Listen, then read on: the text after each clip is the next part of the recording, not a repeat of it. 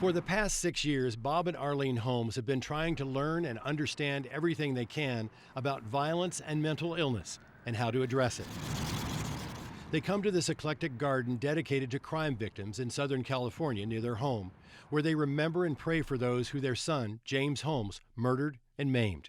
I think it's sort of what we are now. We're parents of a mass murderer, and it was a very bad crime, and he hurt a lot of people. We search for answers still night and day. We've had people say to us, we thought these mass murderers must come from abused homes, but we know you and you never abuse. We don't fit people's picture of what the parents of a mass murderer is. And so people are, I hope, getting more educated on serious, severe mental illness, and that needs to be more done about detection at an early age. Both say, as parents, they simply did not see or interpret clear warning signs when he was in high school and early in college that James Holmes was receding into mental illness. Schizophrenia is like a robber. You start to notice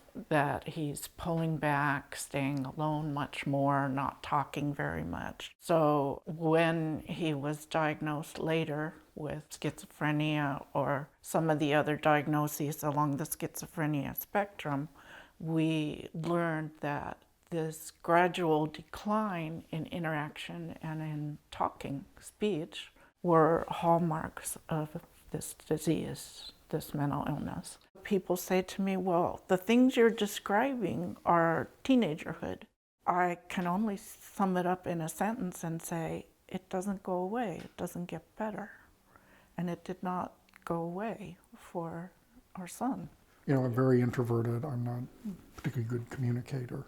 And so when he showed that particular behavior, I mean, I wasn't really surprised or particularly alarmed. So they say when a psychiatrist at CU, where he was studying, called them about a month before the shooting to tell them she was treating James, they thought it was a positive step. I was reassured he's seeing somebody for social anxiety and he's going to keep seeing her, and this is a good thing. But Arlene was horrified when she later found out the psychiatrist never told them that James Holmes was having homicidal thoughts and talking about killing a lot of people. He was an adult, entitled by law to his privacy. Do you think if you were given that information, do you think this would have happened? Oh, God. We could fly back there and ensure that he was hospitalized. You're asking such a hypothetical. Who can say 100% that us could have prevented it? But we sure as hell would have tried. And you think fear of HIPAA may have prevented that? Yes. She didn't tell us what we needed to know. HIPAA is the federal law that safeguards medical information. It was updated in 2016 to allow what is called compassionate communication, so that families can be notified of information that might help care for their loved one. Even so, Arlene Holmes says one of her goals is to help educate doctors who are afraid of being sued. I think providers have to be specifically educated in when they're not tromping on HIPAA and tromping on civil rights, and when they are revealing information for the good of the patient so that they don't live in fear of litigation. It's crucial information. If your son wants to shoot people, kill people. The Holmes are also trying to support more early identification of mental issues by school teachers, counselors, and administrators. They may see things that the parents do not, because that is when a kid is around a lot of other people. One of Arlene's missions, I think, is to sort of increase awareness among teachers that they may see things, and they might be sort of a first line of defense to sort of highlight that, oh, we think something may be going on here.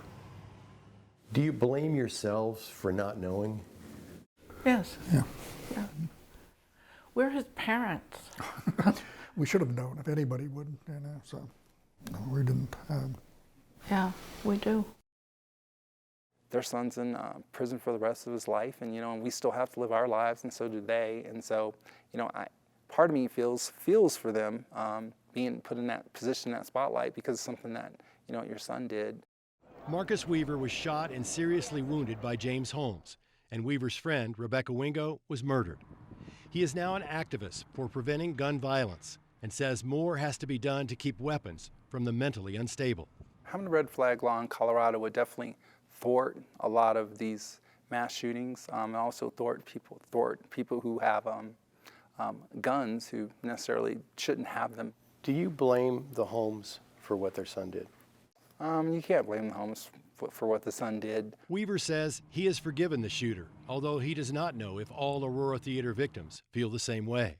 You can't know everything about your kids, and they weren't living in the same state. They did checks, and they did everything they possibly could from a distance. So you can't really blame them. It's our fault for not being educated. If you're going to have a baby, you need to understand mental health, and you need to start looking for things and making sure that your kid has no mental health issues.